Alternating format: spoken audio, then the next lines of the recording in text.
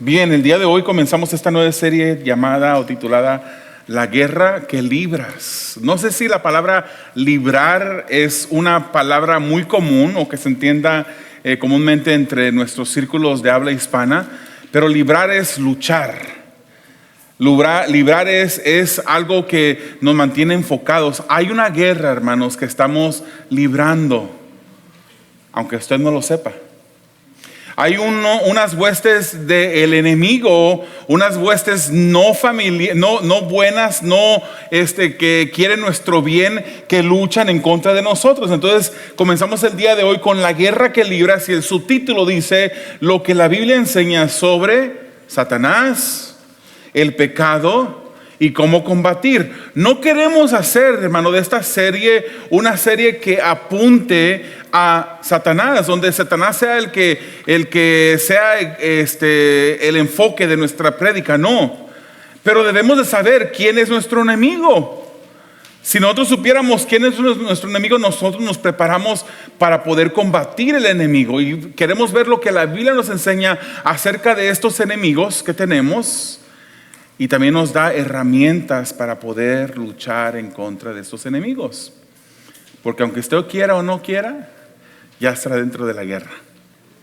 Ya ha ingresado en la guerra.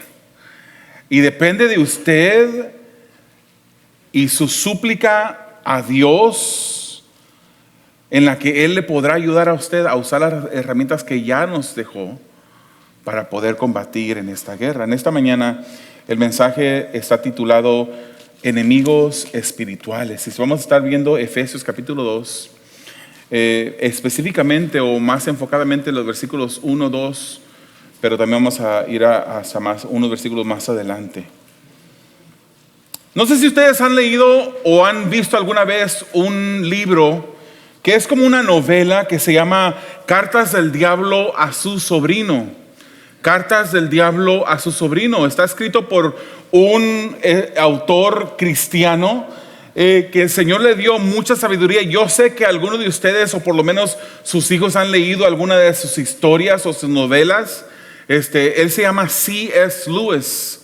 Él escribió, por ejemplo, las Crónicas de Narnia o muchos otros libros que hay disponibles el día de hoy. Él escribió esta novela llamada Cartas del Diablo a su sobrino. En estas cartas, en este libro, hay dos personajes que son demonios. Uno se llama Escrutopo, no le vayan a poner así a uno de sus hijos.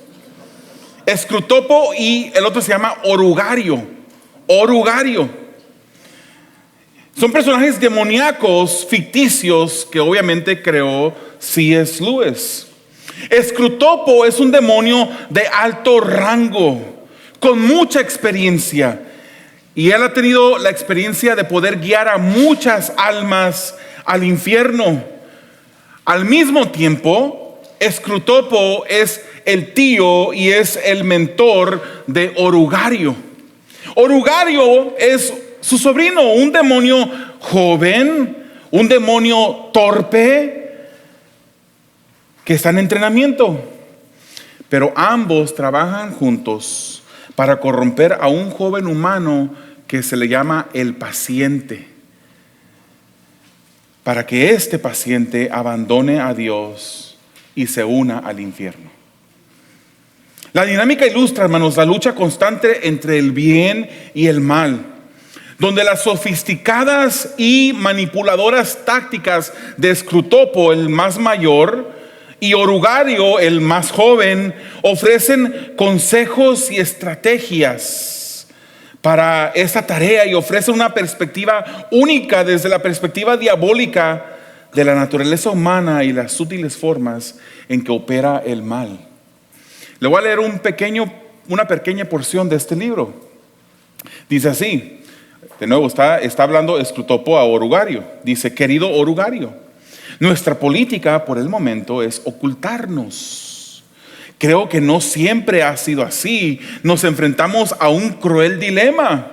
Cuando los humanos no creen en nuestra existencia, perdemos todos los beneficios del terrorismo directo. Por otro lado, cuando creen en nosotros, No podemos convertirlos en materialistas y escépticos, al menos no todavía. Pero mientras tanto debemos obedecer nuestras órdenes, le dice el tío al sobrino demonio.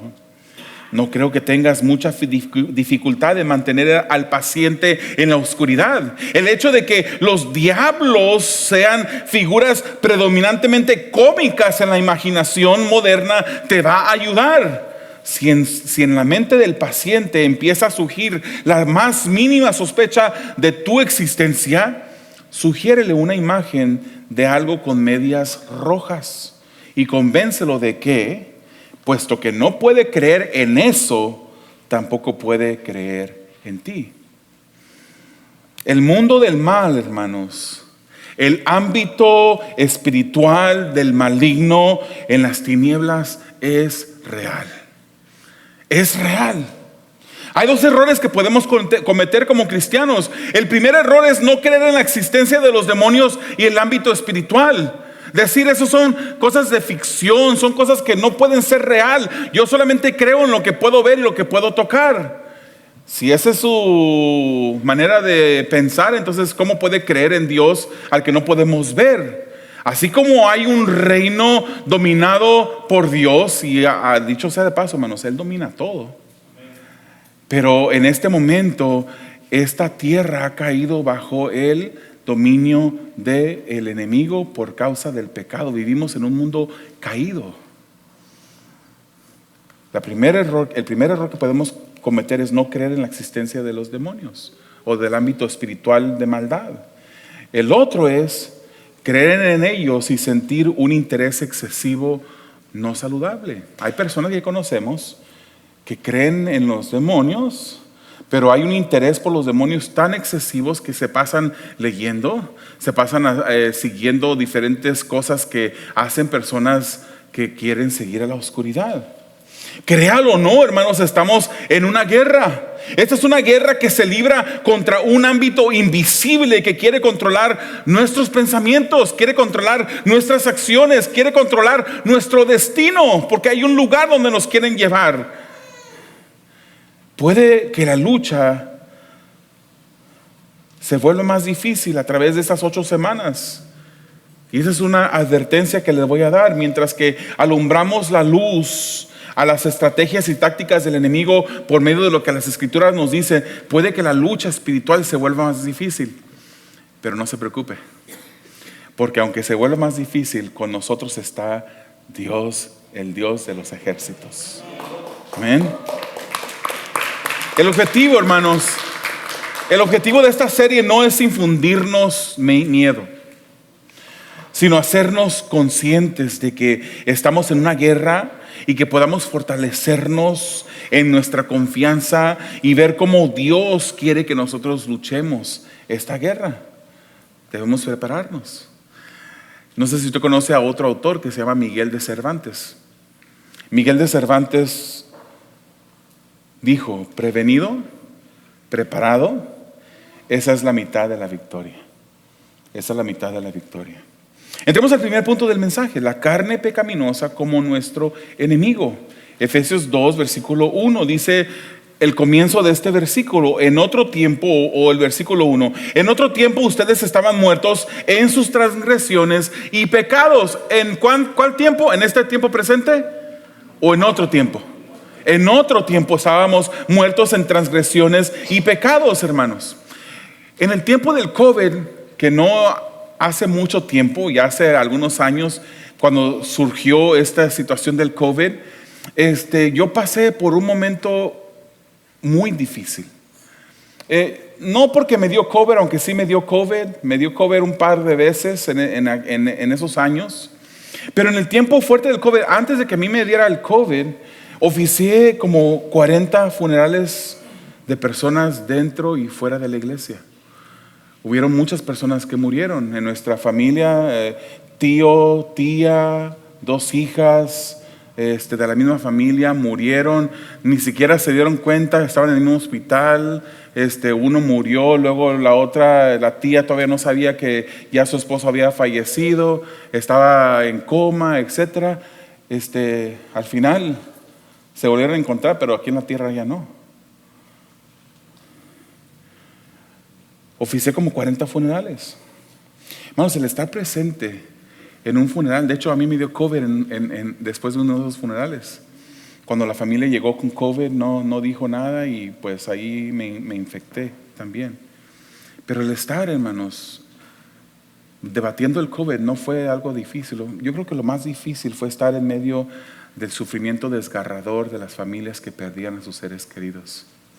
Hermanos, la familia tocaba a las personas en su féretro, en su ataúd, algunos los besaban, pero el cuerpo no respondía, obviamente, el cuerpo estaba sin vida. Y digo esto, hermanos, para ilustrar lo que nosotros éramos antes de venir a Dios, antes de ser renovados, de ser regenerados por Dios, antes de que Él nos diera vida, estábamos ¿qué? Muertos. Así lo dice este versículo 1 del capítulo 2. Esa era nuestra condición en el pasado. Éramos muertos, inánimes. Y así ese cuerpo humano nos compara Pablo por la dirección del Espíritu Santo, como éramos como personas muertas, sin regeneración de Dios. Hermanos, sin esa regeneración de Dios no hubiésemos podido responder en fe. Por eso el versículo 4, hermanos, más adelante en este mismo capítulo apunta a Dios, porque Él es quien nos dio vida a cada uno de nosotros. Vivíamos como zombies, hermanos. ¿A cuánto les gustan esas películas de los zombies?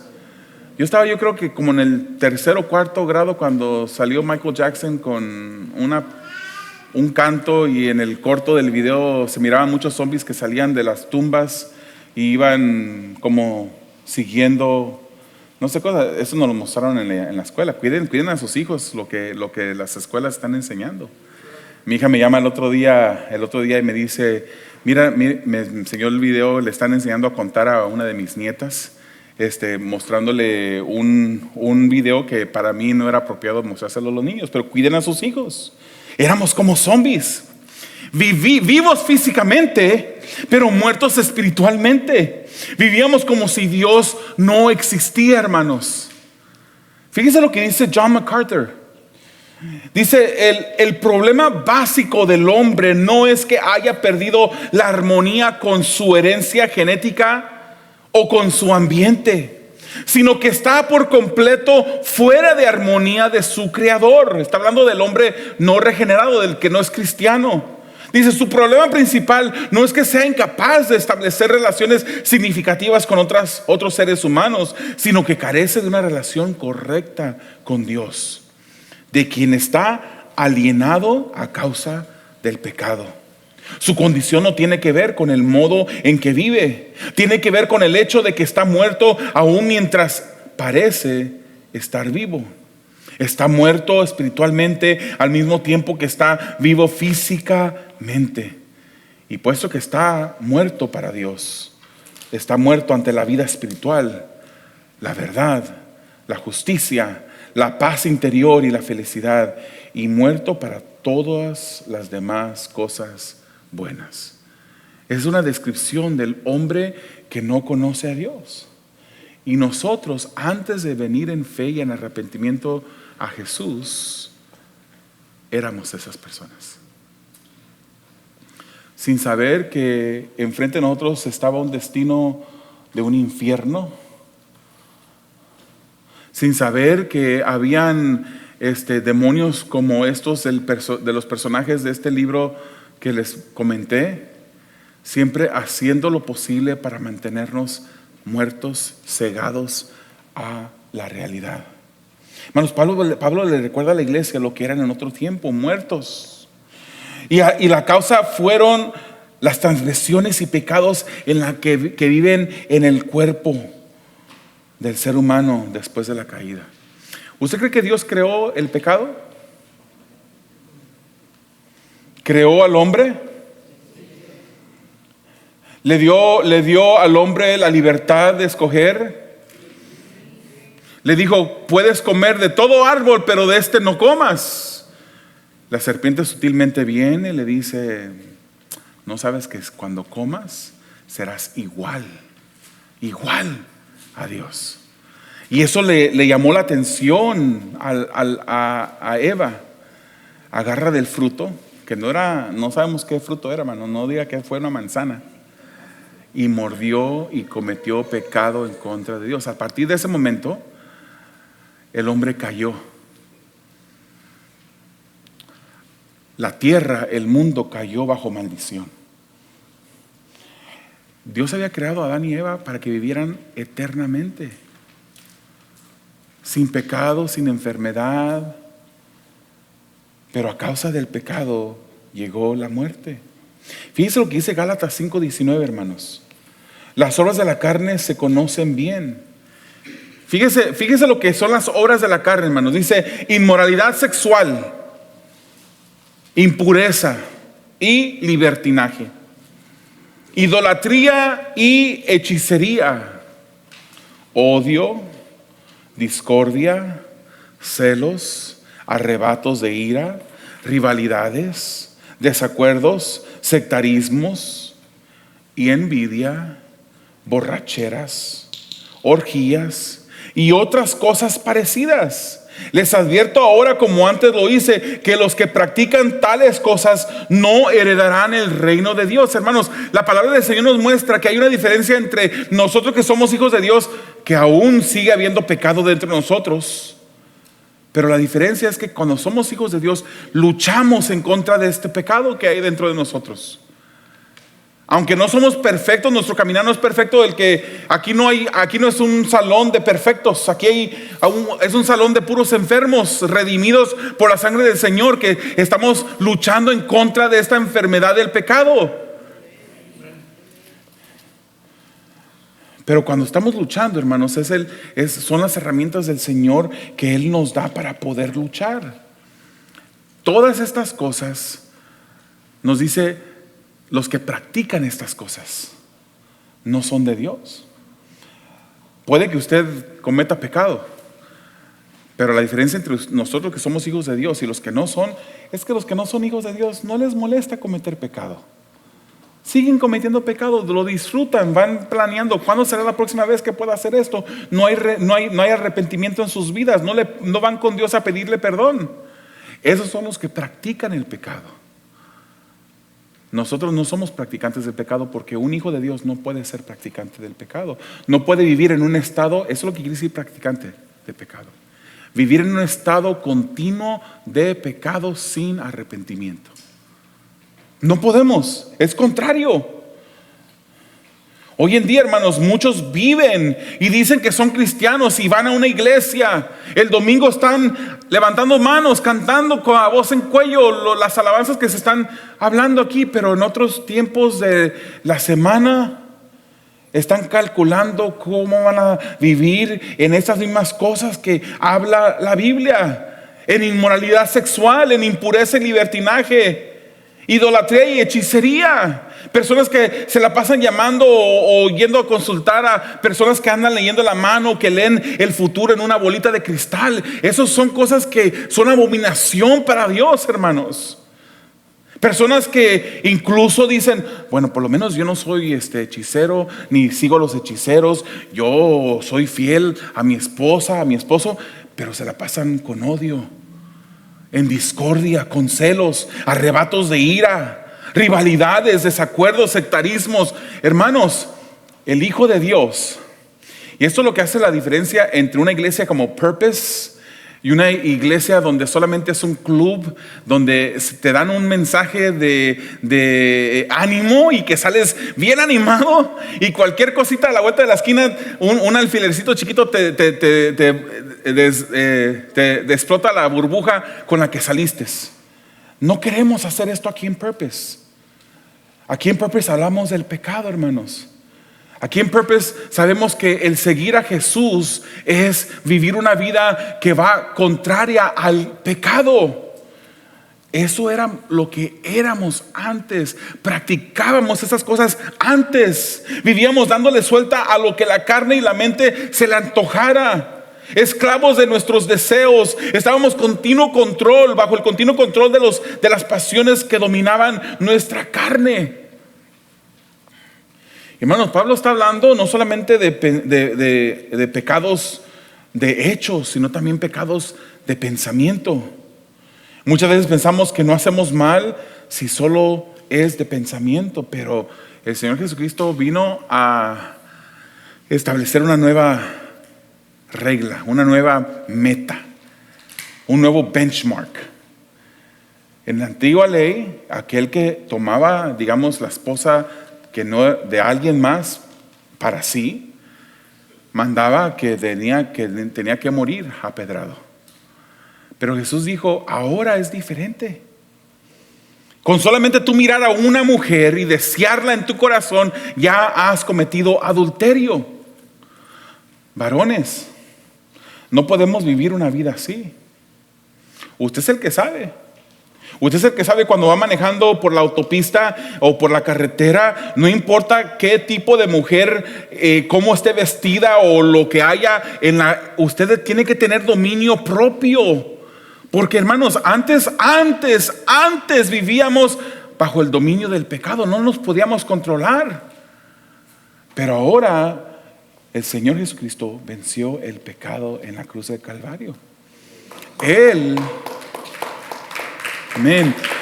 nos ha dado a nosotros el poder de luchar en contra de esas cosas.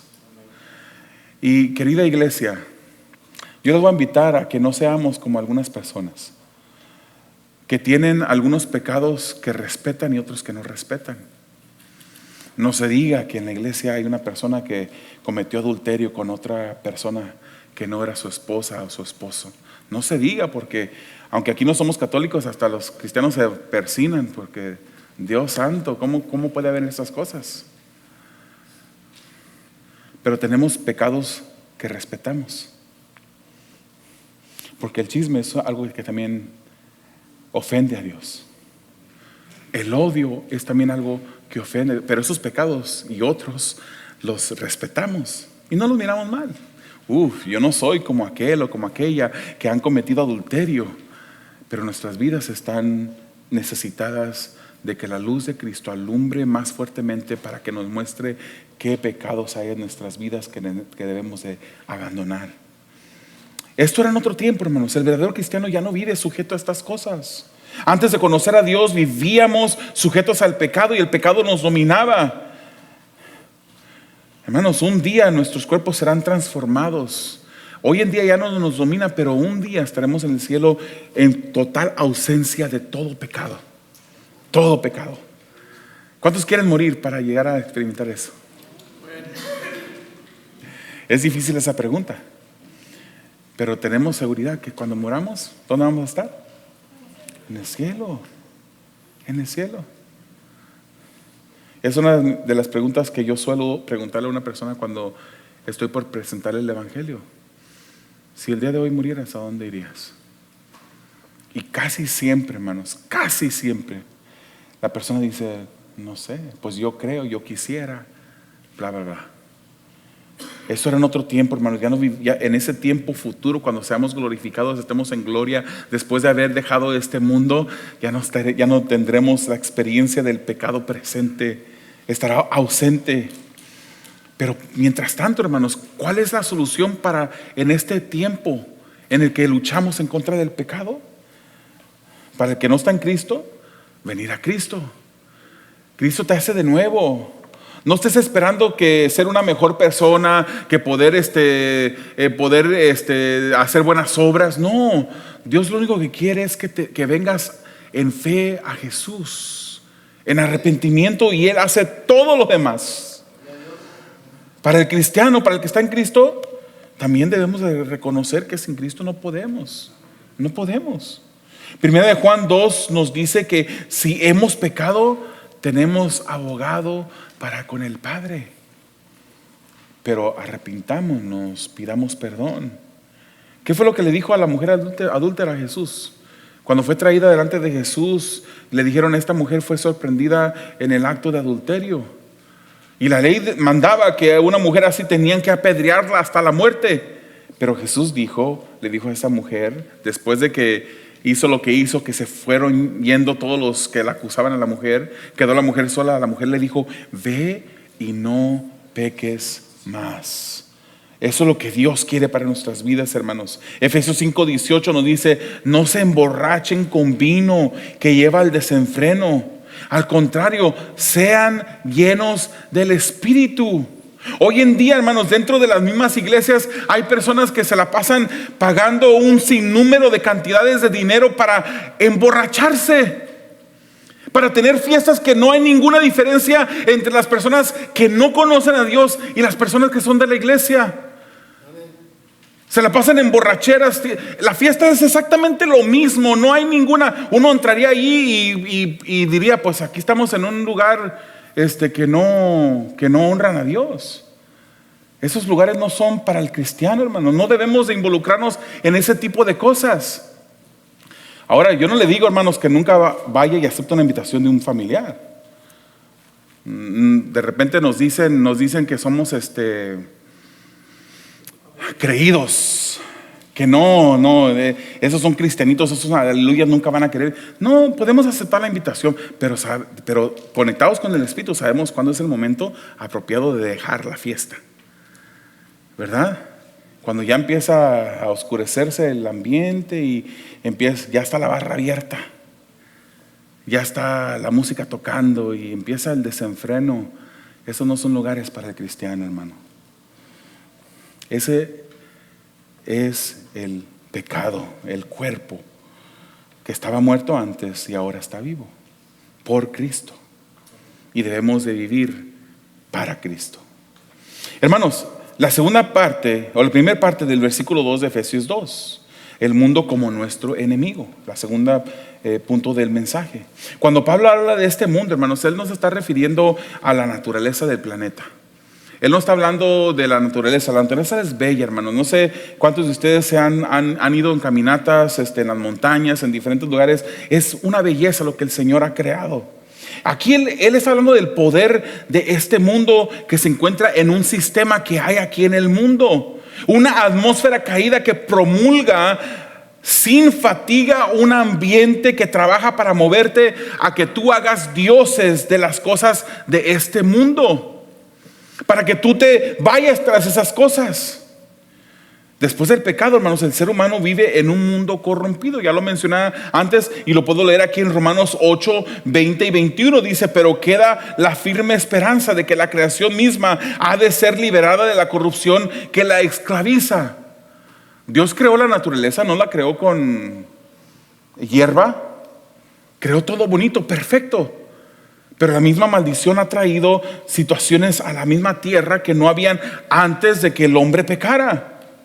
Aquí el mundo, en este primer parte del versículo 2, se refiere a una fuerza que te seduce, que te quiere seducir a que te rebeles en contra de Dios. Y así lo dice el apóstol Juan en su primer carta, capítulo 2, versículo 15 y 16. Dice: no amen al mundo, ni nada de lo que hay en el mundo. Si alguien ama al mundo, el amor del Padre no está en él. O sea, más claro no puede estar, hermanos. No debemos llamar las cosas del mundo. Nada debe haber en nuestras vidas más importante que ¿quién?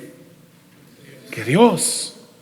Dice el versículo 16: porque nada de lo que hay en el mundo, y él menciona cuáles son: los malos deseos de la carne, la codicia de los ojos y la arrogancia de la vida, nada de eso proviene del Padre, sino del mundo. No debemos de amar esas cosas.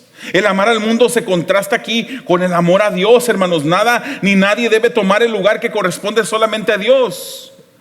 Nada. Y 1 Juan 5:19 hace otro contraste y nos dice que los hijos de Dios le pertenecen a Dios. El mundo está bajo el control o poder del maligno. El ser humano se esfuerza por alcanzar los deleites que este mundo provee, y el mundo conduce tras estos y convierte en ídolos muchas de estas cosas para las personas que están cegadas, que aún siguen muertos. ¿Cuál es la solución para esto? Venir a Dios, estar en Dios, mantenerte en Dios, confiar en Dios. Toma mano de las disciplinas espirituales, hermano, Porque tú no creas que tú eres exento solamente porque ya eres cristiano, que eres exento a caer en esas tentaciones que el mundo ofrece. El mundo las ofrece y el mundo apela a tu humanidad.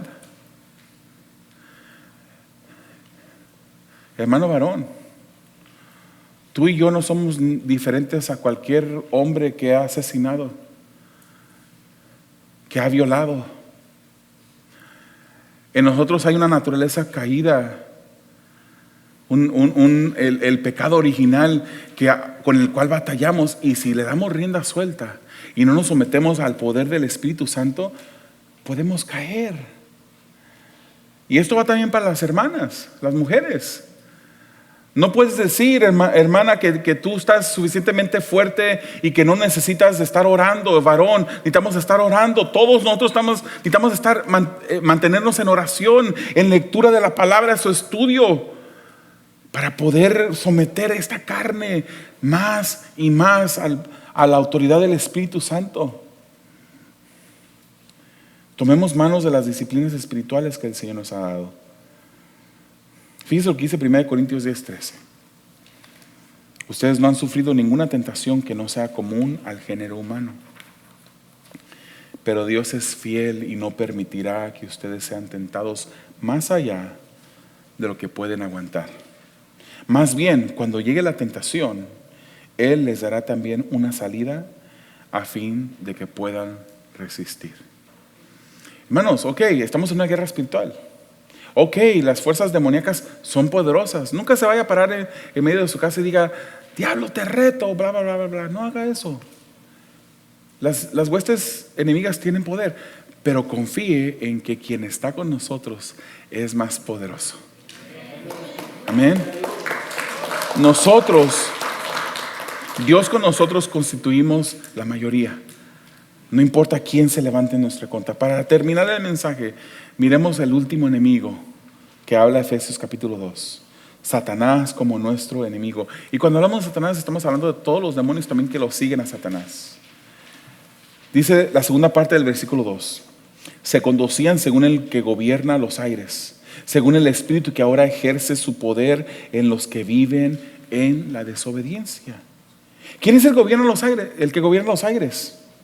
¿Quién es el que ejerce poder sobre los que viven en desobediencia? ¿Quiénes son los que viven en desobediencia? Esos son todos los incrédulos. Toda persona que no se ha arrepentido, que vive en continua rebelión en contra de Dios. Estos son los que son gobernados por Satanás y sus demonios. Hermanos, la Biblia no describe a todos como hijos de Dios. ¿Sabía usted? Por ahí se escucha, todos somos hijos de Dios. No y no. Juan capítulo 1 nos dice que solamente son hijos de Dios aquellos que, amén, que han creído en Él. Nada más. Todos son creación de Dios. Podemos llamarnos, todos somos criaturas de Dios, sí. Pero no todos somos hijos de Dios. Solamente los que hemos creído en Él se nos dio la potestad de ser llamados hijos de Dios. Ahí está en Juan 1, versículo 12 o 14, uno de los dos. No todos somos hijos de Dios. Y los que no son hijos de Dios, ¿de quién son hijos? Del diablo, hermanos, de Satanás. Se escucha fuerte, pero es lo que las Escrituras nos dice. O eres hijo de Dios o eres hijo de Satanás. Ese Satanás, hermanos, no fue creado como Satanás. Dios creó a un ángel que se llamaba Lucifer. Y Luzbel. Y este fue un ángel creado por Dios. Colosenses 1:16 nos dice, porque por medio de él fueron creadas todas las cosas en el cielo y en la tierra, visibles e invisibles, sean tronos, poderes, principados, autoridades. Todo lo creó Jesucristo, el Hijo de Dios. Pero Dios no creó la rebelión. Dios no incitó al ser humano a que pecara. Pero cuando Satanás se introdujo aquí en la tierra, trajo la corrupción que quiso hacer en el cielo. ¿Nunca se ha preguntado usted por qué en Génesis capítulo 1:1 dice que en el principio creó Dios los cielos y la tierra? Dios, ¿quién la creó? Dios. Y luego el próximo versículo dice, pero todo estaba vacío y desordenado. ¿Así lo creó Dios? Yo creo, hermanos, mi convicción es de que en medio del versículo 1 de Génesis 1 y Génesis 1:2 hubo un lapso de tiempo. Algo pasó allí, porque lo que Dios crea es bueno y perfecto. En el principio creó Dios los cielos y la tierra, y la tierra, dice el versículo 2, estaba desordenada y vacía. Algo pasó. Es mi convicción, no lo estoy enseñando como algo dogmático, es mi convicción que eso fue la introducción de Satanás aquí al mundo. Que en ese momento, en ese lapso de tiempo fue cuando Satanás fue echado del cielo. Él quiso ser como Dios, quiso tomar el trono de Dios, y él fue arrojado del cielo. Y juntamente con él la tercera parte de los ángeles, que ahora son demonios, los siguieron a Satanás, porque hubo esa rebelión en el cielo. Bueno, Satanás es un ser personal y espiritual. Y si usted quiere leer más de esta historia de cómo Satanás fue arrojado del cielo, puede leer Ezequiel 28, Isaías 14, Ezequiel 28 o Isaías 14. Satanás es el líder de otros ángeles creados por Dios, que también se rebelaron en contra de Dios. El Antiguo Testamento, hermanos, presenta a Satanás como el adversario, el provocador, el acusador. Así lo puede ver usted en Génesis 3, 1 Crónicas 21 o Zacarías 3. El Nuevo Testamento lo presenta como gobernante de la oscuridad. Mateo 9, Marcos 3, Lucas 11, Juan 12, 14 y 16. El trabajo de Satanás y sus demonios es luchar para mantener ciegos a la humanidad, para que no vengan a Cristo. Ese es el trabajo de Satanás y sus demonios. ¿Por qué digo eso? Bueno, así lo dice 2 Corintios capítulo 4, versículo 4. ¿Le quiere leerlo conmigo? El Dios de este mundo ha, ¿qué? Cegado la mente de estos incrédulos para que no vean la luz del glorioso evangelio de Cristo, el cual es la imagen de Dios. Ellos luchan. Por eso, hermanos, cuando vamos a evangelizar, la hermanita que reparte frecuentemente tratados y hace invitaciones a la iglesia, cuando todos nosotros hacemos eso, tenemos que saber que al momento que salimos de nuestra casa estamos entrando en un campo de batalla.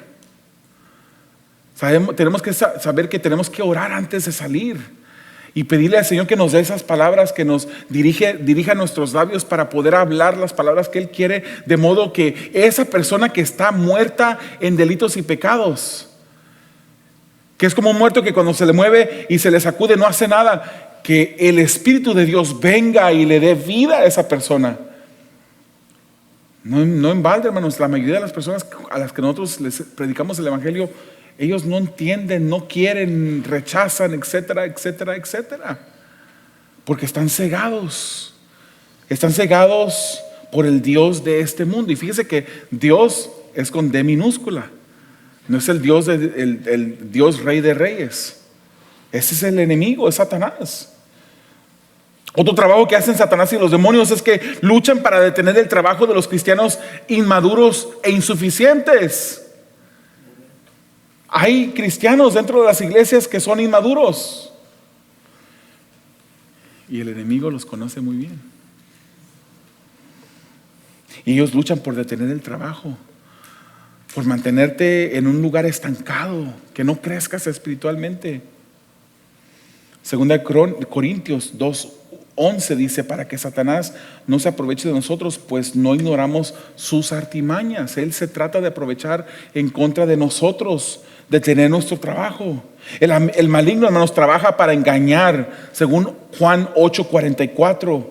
Ahí se le llama el padre de mentira. Engaña dentro y fuera de la iglesia. Fuera de la iglesia con doctrinas de demonios, según 1 Timoteo 4:1. Dentro de la iglesia trata de engañar, haciendo creer que el pecado es inofensivo. Él también es el tentador. Fíjese nada más que ni siquiera con el Hijo de Dios se detuvo. Y usted lee la historia de Mateo capítulo 4, donde Satanás se le acerca a Jesús después de 40 días de ayuno. Se le acerca y le dice: oye, si esa piedra, ¿qué tal si la convirtieras en un pan? Tenía hambre después de 40. Hermanos, Jesús era verdaderamente Dios, pero era verdaderamente hombre. Él tenía necesidades físicas. Él sintió hambre, sintió cansancio, él sudaba, etcétera, etcétera. Imagínense, después de 40 días, hermanos, hay veces estamos en 40 minutos y que nos dicen, llegamos a un restaurante y ponemos nuestro nombre en la lista, y porque pues, a nosotros nos pasa mucho, porque casi nunca vamos solos, mi esposa y yo. Siempre aprovechamos para ir con la familia y no somos una familia pequeña, y menos cuando las niñas están con nosotros, se convierte en un grupo de 10 personas. Y pues grupos grandes más espera. Hay veces que estamos esperando y nos dicen, ¿40 qué? Y esos 40 minutos parecen 40 horas. Jesús tenía 40 días sin comer, ayunando. Si conviertes ese pan, puedes convertirlo. Él le contestó con la palabra: no solo de pan vivirá el hombre.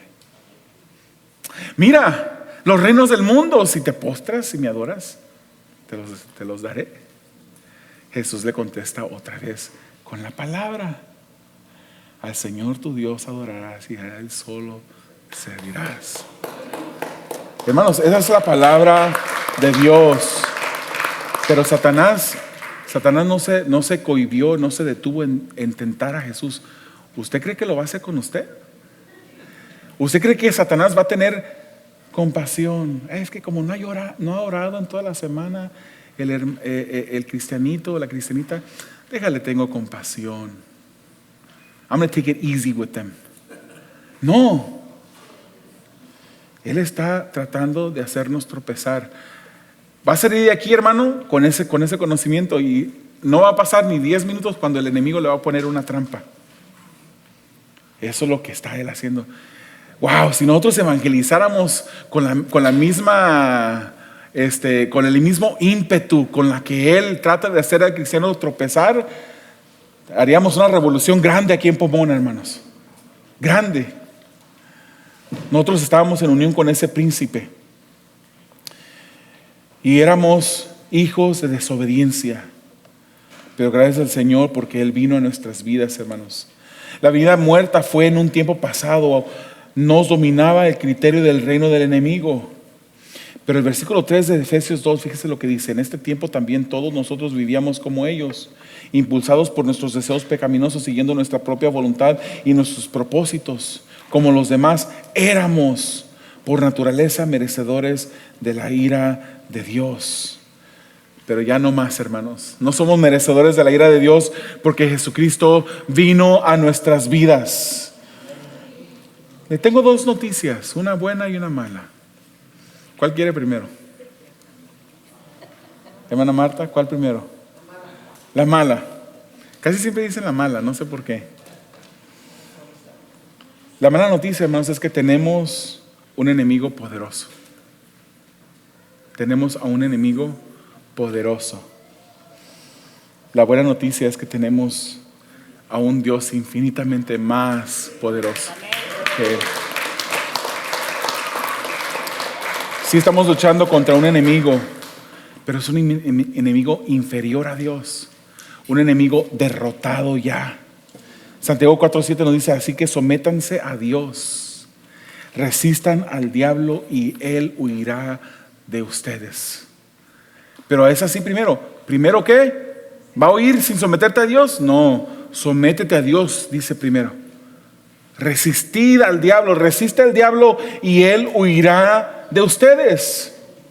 Aquí la solución nos dice que debemos de tomar mano de Dios, debemos de mantenernos cerca de Él, agarrar las herramientas, la armadura de Dios que Él nos explica en Efesios capítulo 6 y apegarnos.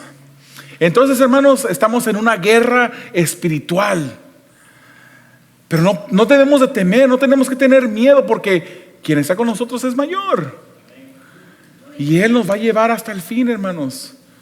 Él ha prometido no dejarnos ni un solo momento, ni un solo instante. Podemos estar confiando en Él.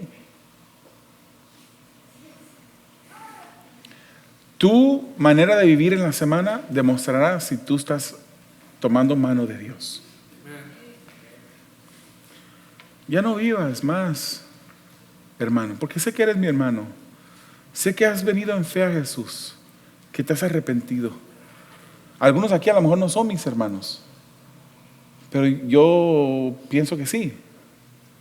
Por lo menos deseo que sí, que así sean todos. Pero el que es hijo de Dios, que va madurando, va examinando su vida y va pegándose más a esas herramientas espirituales que Él nos ha dado. Efesios 6, 11 al 13, pónganse toda la armadura de Dios para que puedan hacer frente a las artimañas del diablo. Porque nuestra lucha no es contra seres humanos, sino contra poderes, contra autoridades, contra potestades que dominan este mundo de tinieblas, contra fuerzas espirituales malignas en las regiones celestes. Por lo tanto, pónganse toda la armadura de Dios. ¿Quieren saber cuál es la armadura de Dios?